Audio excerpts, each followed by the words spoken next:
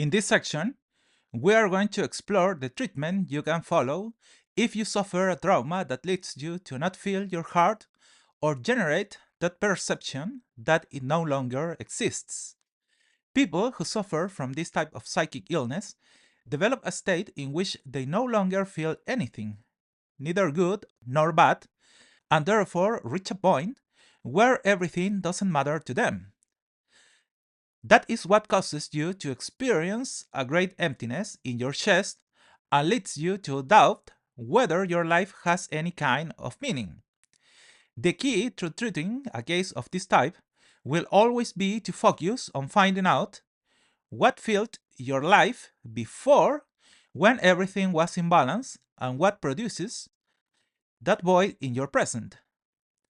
As I told you in the section where we explored the origin of this disease in greater depth, it arose as a consequence of constant disappointment, of promises that your ex partner, or could even be your current partner, made to you that are never fulfilled. That's why you entered a state in which everything no longer mattered to you. Because as you can see, you have lost your ability to be excited about what other people can do for you.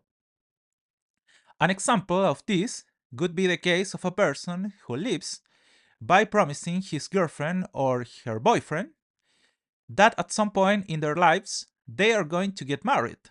But this does not happen. The person gets excited, waits for the moment in which the relationship will be formalized, but the couple, who does not want to get married, lets time pass and never makes any decision. And that causes you, at one point, to feel enormous disappointment and disillusionment in relation to the promises that person can make you. But here comes the interesting thing about this case, which is one that I encounter quite frequently in my practice.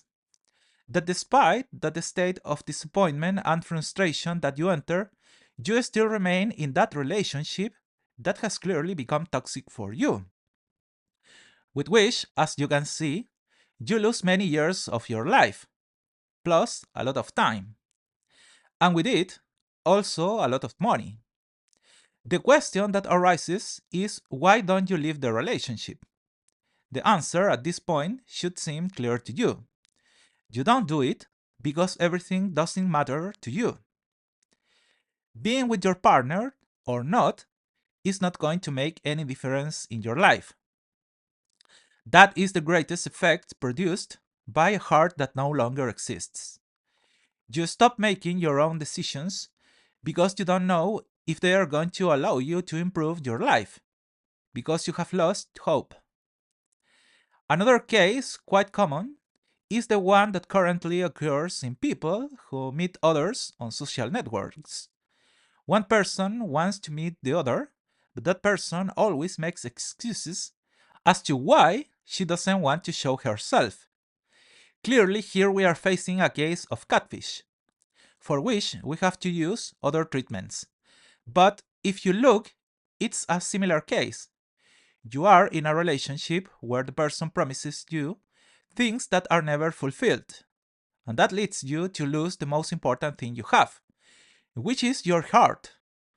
Therefore, it would be good for you to take some time and think about the relationships you had that lead you to stop feeling your heart, because that will allow you to avoid entering into a relationship of this type. Those that at some point are going to become toxic for you.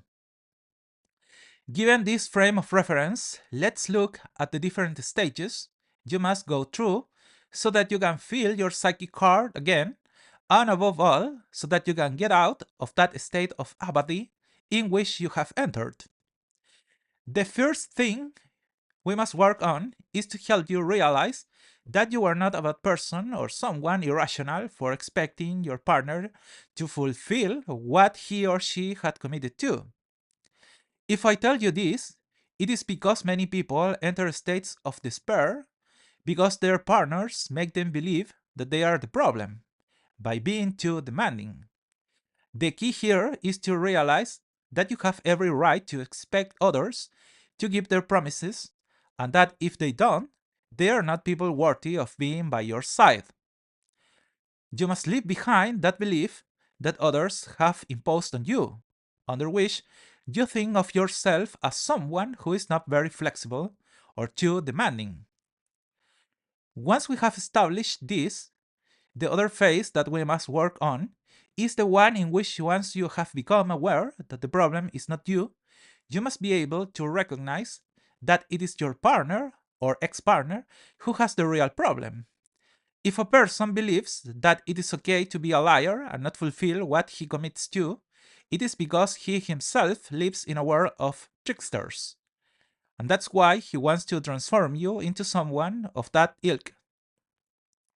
If you notice, the evil here comes twice, because that person who subjects you to a toxic relationship leads you to descend to the wrong level because of his own unconscious complexes. Once we have established the problems that your ex partner has with not keeping his promises, the important thing is that you accept and value that you yourself are not that type of person. You are someone who fulfills his promises, that you values yourself and that values others in such a way that you understand the importance of being someone worthy, someone pure, someone honest. So if you notice, the problem always happened because you were initially unable to recognize and accept that you were in a relationship with an emotional deceiver, which is something we have to work on in other phases of this therapy. On that basis, the last thing we must work on here is to help you see that everything you have faced because of that person is nothing more than a great opportunity that your life is subjecting you to, so that you learn to set limits, and especially so that you can recognize and accept those people who are a constant in your life, because those are the people who are going to make you grow. So, with this, you already have an idea of how to solve this non existent heart problem. And in the next section, I am going to be showing you all the skills that you have achieved in this module. I see you there.